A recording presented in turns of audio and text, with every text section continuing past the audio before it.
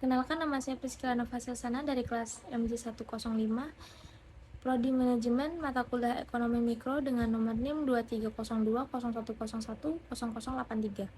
Dosen Pak Joko Suharyanto. Di sini saya akan menyampaikan presentasi saya tentang pasar persaingan sempurna. Latar belakang, pasar persaingan sempurna merupakan struktur pasar yang paling ideal karena kekuatan penawaran dapat bergerak secara leluasa di mana tidak ada pelaku ekonomi yang mempunyai kekuasaan pasar atau market power terhadap harga suatu produk yang homogen. Pengertian pasar persaingan sempurna. Pasar persaingan sempurna adalah pasar yang terdapat banyak penjual dan pembeli dari sumber daya serta adanya pengetahuan yang sempurna baik pembeli maupun penjual. Pada pasar persaingan ini, umumnya harga pasar cenderung stabil. Sifat pasar sempurna merupakan di mana jumlah pembeli sangat banyak dan beberapa jumlah barang yang dijual tidak akan mengalami kenaikan atau penurunan harga dengan tiba-tiba. Beberapa contohnya ialah seperti bursa efek, pasar modal, pasar burung, pasar kain atau baju. Bahkan Indomaret dan Alfamart termasuk ke dalam pasar persaingan sempurna karena memiliki sifat pasar persaingan sempurna atau monopoli. Dalam persaingan pasar sempurna ini kita ambil contoh pada pasar kain atau baju yang dimana memiliki pasaran hampir sama luasnya dengan pasar beras. Dikarenakan apa? Ya benar, dikarenakan faktor zaman semakin hari, selera dalam berpakaian atau fashionable selalu berubah-ubah, sehingga peminat dari kain atau baju selalu bertambah dengan seiring berjalannya waktu. Sebagai penjual pun kita harus mengikuti baju sesuai tren agar dapat memenuhi keinginan dan kebutuhan pembeli.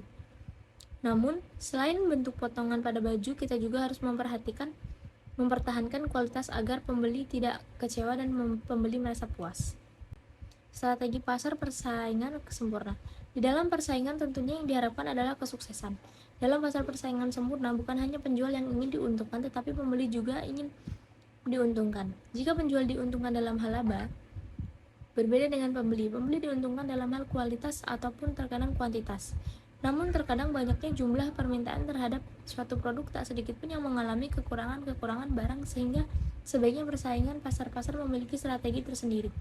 Adapun strategi yang harus dimiliki pedagang dalam pasar persaingan sempurna ini ialah dengan terus berinovasi dan tidak bisa dipungkiri untuk beberapa brand ternama saat ini banyak sekali yang menirukan atau plagiatisme barang tersebut, sehingga strategi yang dapat digunakan ialah memperkuat brand lalu mempermudah akses jual beli agar pembeli bisa dengan mudah mendapatkan barang orisinil tanpa harus ke offline store. Kekurangan dan kelebihan pasar persaingan sempurna.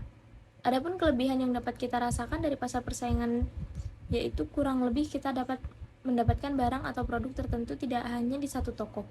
Kualitas yang didapat cenderung sama, namun di sisi lain kita akan selalu mendapatkan sisi kurangnya, yaitu seperti barang yang kita dapatkan bisa didapatkan oleh orang lain juga, sehingga tidak sedikit orang yang terkadang menggunakan baju sama dengan orang lain karena dapat dari toko yang sama atau toko sejenisnya.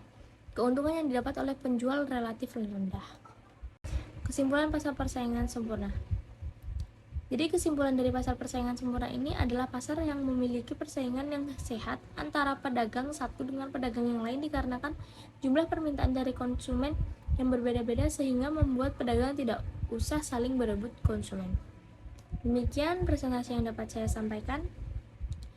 Kurang lebihnya saya ucapkan terima kasih dan mohon maaf.